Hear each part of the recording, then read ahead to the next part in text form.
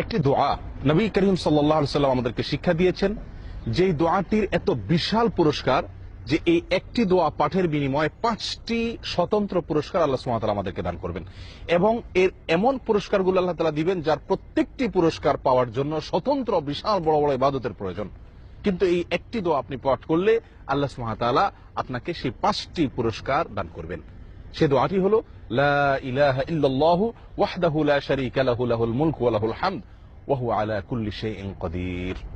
এই দোয়াটি নবী সাল্লাল্লাহু আলাইহি ওয়াসাল্লাম বলেছেন, যদি কেউ দিনে 100 বার পাঠ করে, 100 বার, তো তার 5টি পুরস্কারের প্রথম হলো 10 জন গোলাম আজাদ করার, বা 10 জন গোলাম বা কৃতদাসকে স্বাধীন করার, অথবা 10 জন বন্দী মানুষকে মুক্ত করার সওয়াব আল্লাহ তাআলা দান করবেন।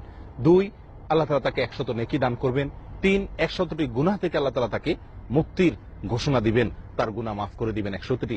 4, ওই দিনের জন্য শয়তানের আক্রমণ থেকে আল্লাহ তাআলা তাকে নিরাপত্তা দান করবেন, তার জন্য সুরক্ষা হয়ে যাবে শয়তান থেকে। নাম্বার 5, ওই দিনে আল্লাহ সুবহানাহু ওয়া তাআলার কাছে এই 100 বার এই দোয়া পাঠকারীর চাইতে বেশি আমল নেওয়ার কেউ হাজির হওয়ার কোনো সুযোগ থাকবে না। অর্থাৎ যে যত সওয়াব উপার্জন করুক না কেন, ওই দিনের সবচেয়ে বড় কামাই হবে তার। তবে যে ব্যক্তি এই দোয়াটি তার চাইতে বেশি সংখ্যক বার পড়বে, তার কথা অবশ্য ভিন্ন, অর্থাৎ সে এর চাইতে বেশি কামাই করে নিল। দোয়াটি হলো লা ইলাহা ইল্লাল্লাহু ওয়াহদাহু লা শারীকা লাহু লাহুল মুলকু ওয়া লাহুল হামদ ওয়া হুয়া আলা কুল্লি শাইইন কাদির। হাদিসটি বুখারী মুসলিমে বর্ণিত হয়েছে। একই দোয়া সকালে, ফজরের পরে এবং সন্ধ্যায় 10 বার করে পাঠ করার কথা আছে এবং তারও ফজিলত অনেক রয়েছে।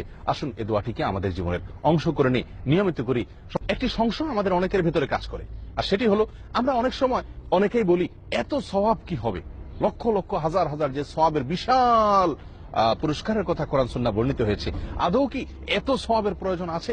প্রিয় বন্ধুগণ, এই দুনিয়ার জীবন আখিরাতের জীবনের চাইতে কতটা কম, কতটা ক্ষুদ্র, কতটা তুচ্ছ, সেটিকে কোন কোন বর্ণনায় বোঝানো হয়েছে সমুদ্রের পানির সঙ্গে এক ফোঁটা পানিকে তুলনা করার মাধ্যমে। এক ফোঁটা পানি সমুদ্রের পানি থেকে উঠানোর পরে সমুদ্রের পানি এবং এক ফোঁটার ব্যবধান যত, দুনিয়ার জীবনের সাথে আখিরাতের জীবনের ব্যবধান তত। আখিরাতের জীবনের শুরু আছে, কোনো শেষ নাই। দুনিয়ার সংক্ষিপ্ত জীবনে 60, 65 বা 70 বছরের জীবনের জন্য আমাদের উপার্জন করতে করতে করতে করতে একটি লোকও পাওয়া যায় না পৃথিবীতে যে পরিতৃপ্ত হয়ে বলেছে না আমার আর প্রয়োজন নাই। প্রিয় বন্ধুগণ, তাহলে আখিরাতের অনন্ত অসীমকালের জীবনের জন্য কত বেশি সওয়াবের প্রয়োজন, কত বেশি বিনিময় এবং সওয়াব সংগ্রহ করার প্রয়োজন। দ্বিতীয় কথা হলো, আখিরাতের এই সওয়াব যেগুলো আমরা সংগ্রহ করছি, আক্ষেপের বিষয় যে অনেক বদামলের কারণে, অনেক গুনাহের কারণে, অনেক ভুল ত্রুটির কারণে সেগুলো নষ্ট হয়ে যায়, নষ্ট হওয়ারও জায়গা আছে। অতএব আপনি অধিক মনে করবেন না এগুলোকে, এবং তুষ্টিতে ভুগবেন না যে আমি তো অনেক সওয়াব করে ফেলছি, আর মনে হয় প্রয়োজন নাই। আসুন বেশি থেকে বেশি এই সমস্ত দোয়াগুলোকে আমরা পাঠ করি এবং বেশি থেকে বেশি সওয়াব সংগ্রহ করার চেষ্টা করি। 100 বার দৈনিক এই দোয়াটি পাঠ করি, 5টি পুরস্কার লাভ করি। আল্লাহ তাআলা আমাদের সকলকে তৌফিক দান করেন, সকলকে ধন্যবাদ তৌফিক দান করেন।